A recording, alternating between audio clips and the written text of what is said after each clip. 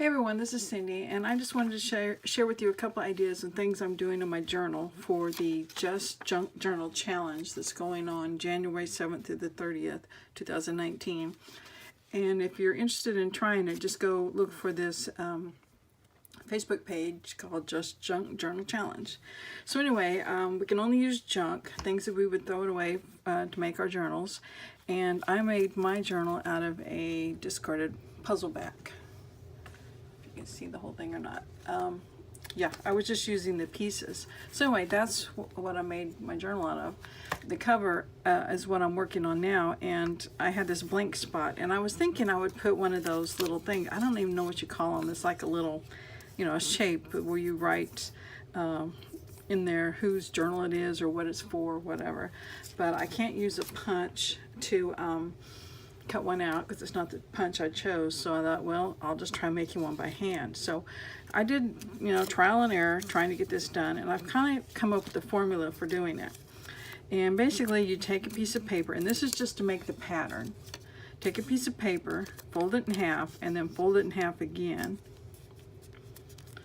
And when you're cutting this out, if you cut this way, it's going to do wrong because, well, I guess if that's the shape you wanted, but it cuts kind of into your shape, and I wanted to cut more out. So don't do that at all. Let me just start all over.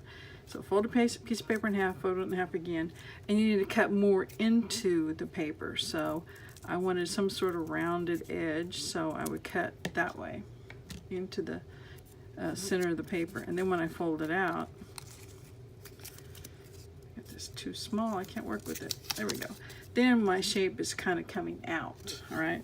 And that's not such a bad size. But anyway, once I decide on which design I like, and like I said, I've been doing several, then I would trace it onto a different piece of paper, a better piece of paper, and then cut it out. And then of course, when you're tracing a pattern, you always do it on the back side so that your ink and stuff won't show on the good side.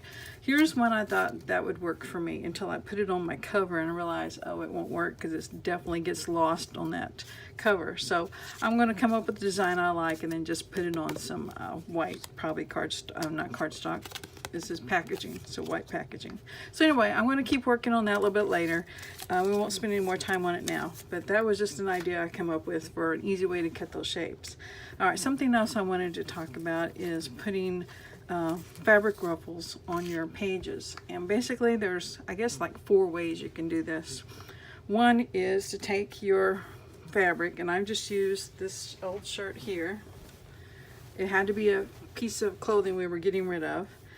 Just a tore strip, and I took it to my sewing machine and ran a straight stitch just down the center, and I put it on the largest stitch, so this is a 4, and you just take one of the threads and then just pull it, and that ruffles your fabric. And my fabric ruffles real easy because it's fairly thin, so you can just pull that until you get the ruffle that you like. If you want it real tight, you can just keep pulling it, or if you want it looser, and it also depends on the length of the fabric as well. So anyway, that's just how you do that. It's called a machine basting stitch. So once you get your how you like it, then you're just going to run some glue on the back and just stick it on your page, and that's what I did here. Another way you can do it is to take your actual page to the sewing machine. And I might be able to find it. That's not it. You take the page to the sewing machine. Here we go. And I was able to take mine out of my book. See, my book is put together with binder rings. So I was able to take my page to the sewing machine and just sew that right onto the machine. If you're doing the journal where you sew your pages in, of course, you'd have to do this before you sew your pages into your book. But basically, this is just instead of when you normally do sewing, you try to make sure your fabric's all smooth and all straight and all that, but this time you're sewing and you're just kind of pushing all that fabric up underneath your presser foot, and it just kind of basically it sews over it and just makes a wrinkle. And if you were sewing a dress and you got something like that, then you would just be devastated and you'd have to pick it all out. But that's just a way of doing a quick ruffle on the sewing machine. You could take a needle and thread. Here's your strip of fabric. There's my thread. And I just did a contrasting color so you can see it. And just do a quick running stitch by hand. Now, I can't do this for the journal I'm making now because I didn't choose needle and thread binding. I chose the binder rings, but you know, some other time I might be able to use this method, but you can use it probably.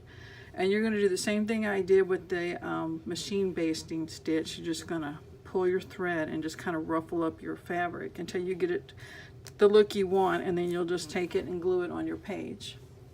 And that's just a real quick way to do it if you don't want to sit at a sewing machine or if you don't have a sewing machine. So anyway, you can hand baste it, or an even better way is what I got lucky with on my shirt, is it already had gathers on it. It had this ruffle on the bottom of the shirt, and I just took my scissors and cut a piece of that off, so it already had the ruffle on it, or the gather. So that makes it pretty good ruffle too. So I can just glue that on the bottom of my page and I'm done. So anyway, just different ideas for how you can get fabric ruffle in your journal if that's what you're looking for. So anyway, thanks for watching. I'll talk to you later. Bye.